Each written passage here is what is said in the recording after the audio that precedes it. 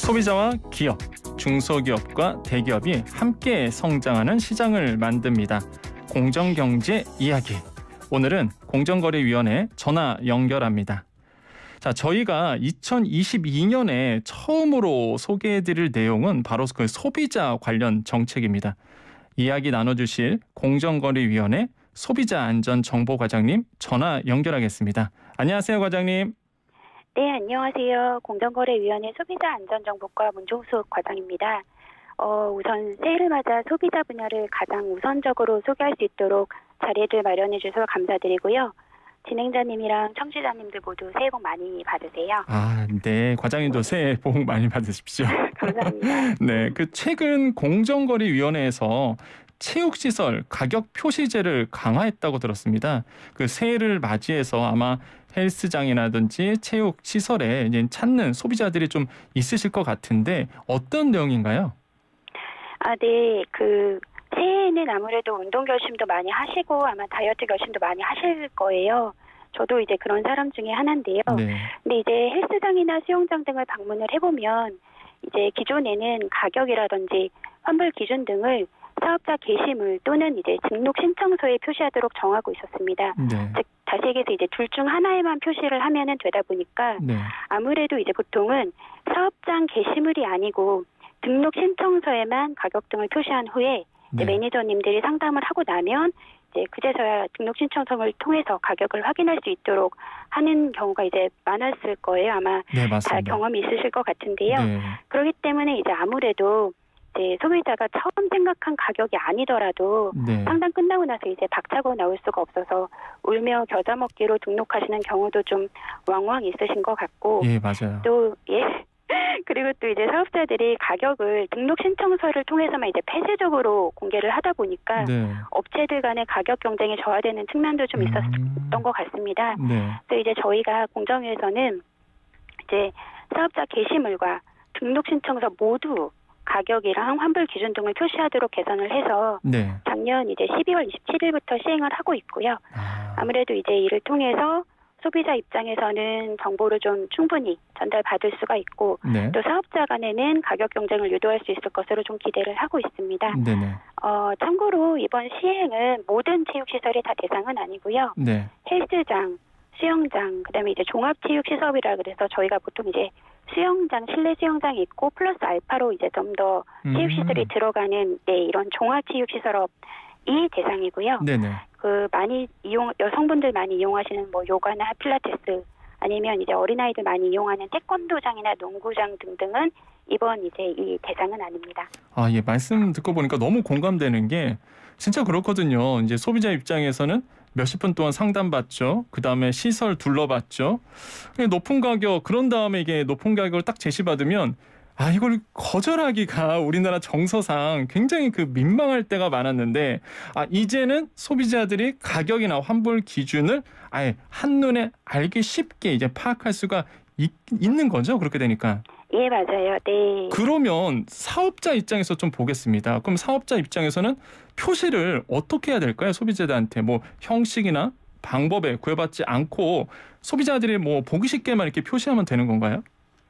안 그래도 이 제도 시행 이후로 사업자분들 문의 전화가 굉장히 많이 왔어요. 네. 또 이제 사업자분만 하는 게 아니고 체육시설을 운영하고 있는 지자체에서도 문의를 많이 주셨어요. 그래서 안 그래도 오늘 이 자리 이제 나오게 돼서 네. 이거 좀 설명을 드리려고 안 그래도 좀 준비를 했는데요. 네네네.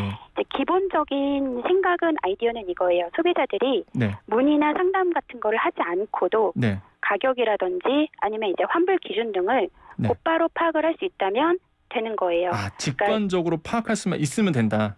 네, 맞아요. 네. 그래서 그거를 뭐 포스터나 네. 게시판이나 뭐 배너, 입간판 등 사업자 상황이나 특성에 맞게끔 이제 자유롭게 표시를 하시면 되고요. 네. 뭐 정 안 되시면 A4 용지에다 그냥 출력해가지고 잘 보이는 데다 붙여 놓으셔도 됩니다. 네.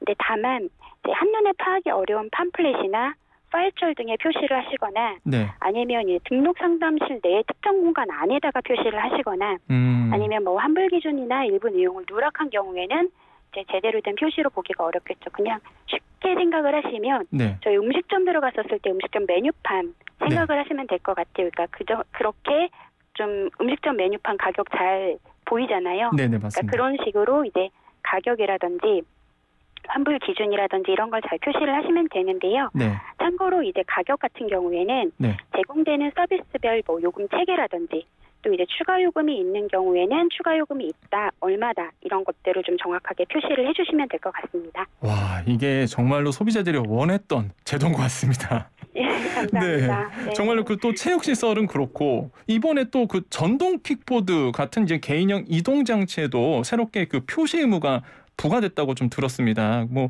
요즘에 정말로 뭐 어플리케이션 이런 것들을 통해서 뭐 거리에서 이제 전동 킥보드를 타시는 분들이 굉장히 좀 많아졌는데 어떤 내용인지 이것도 좀 말씀을 부탁드려봅니다. 네, 그 진행자분께서 말씀을 주신 것처럼 네, 개인형 이동 장치의 사용이 정말 많이 늘고 있고 네, 그러다 보니까 뭐 전동 킥보드라든지 전동 이륜 평행차 또 이제 전동기의 동력만으로 움직일 수 있는 자전거 이런 것들과 관련한 안전사고도 네, 계속해서 늘고 있어요. 그래서 맞아요. 예를 들어 뭐 2018년에는 225건에서 뭐 2019년에는 447건, 2020년에는 뭐 897건으로 계속 막 2배씩 증가를 하고 있습니다. 그래서 네.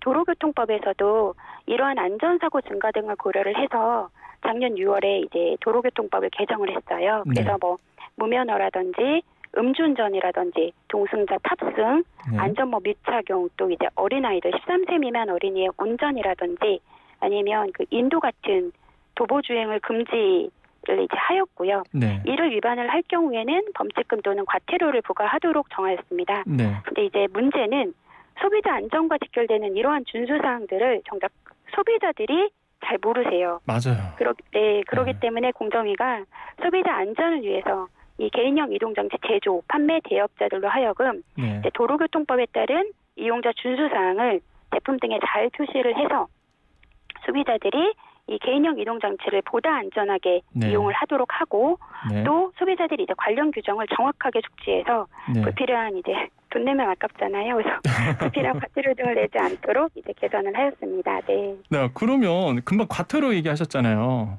네. 그러면은 만약에 사업자 입장에서 그런 의무 표시를 위반할 경우에는 그럼 어떻게 되는 건가 이게?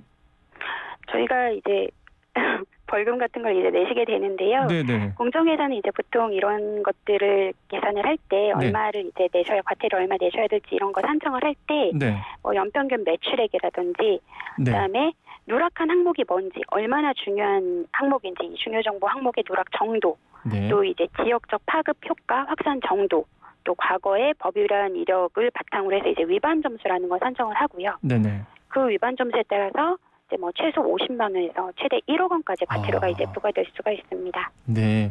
그러면 그 이제 영세한 사업자들이 좀 문제일 것 같은데 이런 영세한 네네. 업체들은 사실 규정을 준수하는데 다소 좀 부담일 수 있고 또한 이런 정보를 또 늦게 들으신 분도 계세요, 사실 사업자 중에서는. 그래서 예, 맞아요. 네. 12월 27일부터 이제 시행이 됐다고 했는데 그럼 그 이후에 적발된 업체들 이분들은 다 그럼 과태료 대상이 되는 건가요?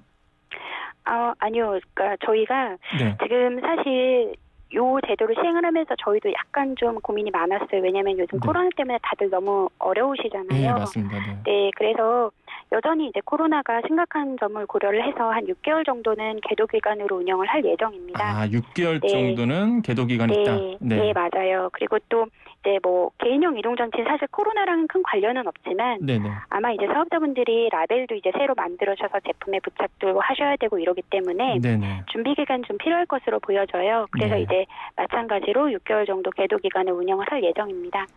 예, 참고로 말씀을 드리면 이제 이번 개정이 꼭 누구를 뭐 처벌하겠다 이런 게 전혀 목적이 아니고 네. 소비자들한테 충분히 정보를 제공을 좀 해드리자라고 네. 하는 게 목적인 만큼 저희가 계도 기간 동안에도 뭐 공문도 여러 번 보내고 좀 이렇게 제가 라디오에 나와서도 말씀을 드리고 이렇게 좀 활발한 홍보를 해서 네네. 사업자들이 이거 해야 되겠구나 이런 네. 걸 앞으로 해야 되는구나 이게 충분히 네. 인지를 하셔서 표시 의무 준수하시고 네. 소비자에게 적극적으로 정보를 제공할 수 있도록 유도할 계획입니다.